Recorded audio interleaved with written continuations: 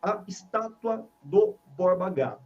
Quem foi, primeiramente, o Borba Gato? Já que a gente está falando que, poxa, a estátua foi incendiada, quem que é esse cara, no final das contas? Para muita gente que não conhece ou passou a conhecer apenas a partir do incêndio, né? Porque eu ouvi muitos alunos falando o seguinte: nossa, não sabia nem quem era, não fazia nem ideia por que queimaram o bicho, né? E aí?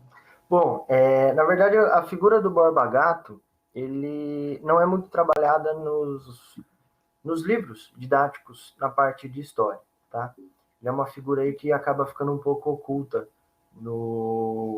quando a gente fala um pouquinho da história do Brasil. Afinal de contas, a gente acaba focando em algumas, vamos pensar assim, figuras mais importantes, né? Mais representativas, com um significado um pouquinho maior. Mas o Borba Gato ele foi um bandeirante paulista, nasceu, portanto, no Brasil, tá? Ele casou com a filha do Fernão Dias, esse aí sim é um bandeirante um pouco mais conhecido.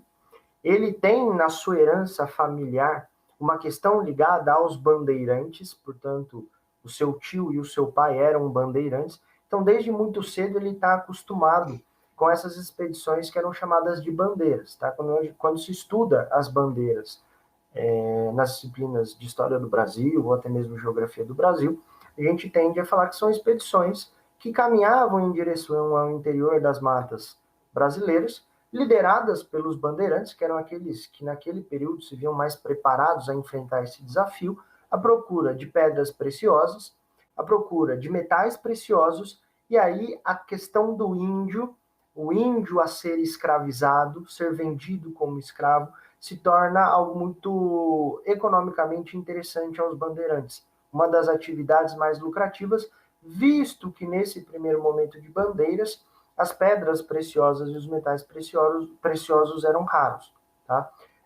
A figura do Borba Gato ele começa a ganhar destaque quando ele chega na região das Minas Gerais. Ali ele tem alguns desentendimentos, ele vai inclusive cometer um assassinato, ele vai assassinar um importante fidalgo mineiro, e naquele período o crime de assassinato era severamente punido. E para evitar essa punição, o Borba Gato ele decide se refugiar nas matas mineiras. Né? E andando pelas matas mineiras, ele inclusive vai viver um período com tribos indígenas, é legal a gente mencionar isso, porque é justamente esse momento da história dele que algumas pessoas vão chegar a alegar que ele é um bandeirante completamente diferente dos outros bandeirantes, afinal de contas ele teve um contato direto com os indígenas, mas é importante a gente ressaltar o fato que ele se encontrava refugiado. Né? Mas é nesse período que ele vai ter acesso a algumas importantes jazidas de ouro em Sabará, e aí vem a possibilidade dele se redimir pelo crime que ele havia cometido. Né? Então, ao descobrir essas jazidas, ele encontra uma possibilidade aí de voltar a viver dentro, pensar assim, daquilo que era considerado mais urbanizado da época. Né? Então, ele faz uma troca com o governo português, ele conta onde estão as jazidas de ouro, e em troca, ele é absolvido pelo seu crime de assassinato. E a questão do ouro nesse período no Brasil era tão importante que ele vai receber alguns títulos em homenagem à grande prestação de serviços que ele teve para com a coroa portuguesa. Né? Só que alguns alunos vieram, inclusive, ao longo dessa semana me perguntando, e porque se você procurar na internet, em alguns lugares coloca o Borba Gato como um bandeirante completamente diferente dos demais, etc. E aí eu mencionei com eles que o Darcy Ribeiro, ele vai ter uma parte de um livro dele que ele menciona algumas coisas a respeito do Borba Gato, embora uma figura não muito presente nos livros didáticos, é uma figura estudada na literatura, ou na sociologia brasileira. Né? A gente está falando do Darcy Ribeiro, que é ali um dos mais importantes sociólogos e antropólogos da história do nosso país. Então, só isso já dá a dimensão de que está no livro dele, pelo menos de se levar em interrogação, se levantar o questionamento e a dúvida.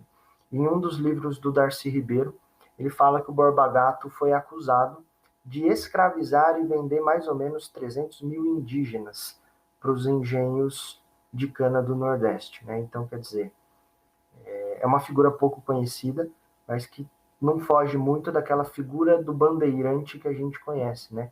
Aquele bandeirante que escravizava, perseguia, e muitas vezes estuprava mulheres indígenas e posteriormente mulheres negras africanas, né? Mas que ao mesmo tempo é reconhecido na história do nosso país como um herói, afinal de contas foram os grandes responsáveis por ultrapassar o Tratado de Tordesilhas e expandir o território português na América. Você quer dizer, então, que...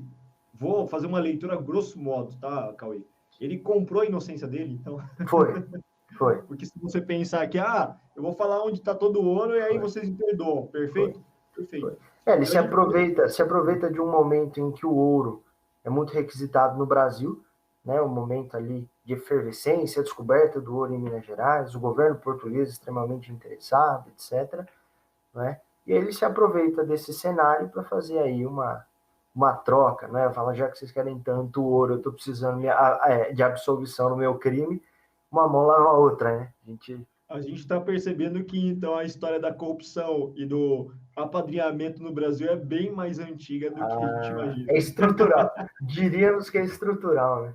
Cara, porque dá para fazer uma espécie de comparativo e analogia em relação a termos de corrupção que rola no Congresso, apadrinhamento, a troca de cadeiras dos ministérios para colaborar uma ligação com o Centrão, né? O que está acontecendo agora? Cara, é fantástico, porque dá para estabelecer uma relação muito forte com a atualidade, a tal conjuntura lá do Congresso, né? E é engraçado que quando ele morre, né? Ele já era juiz ordinário de Sabará.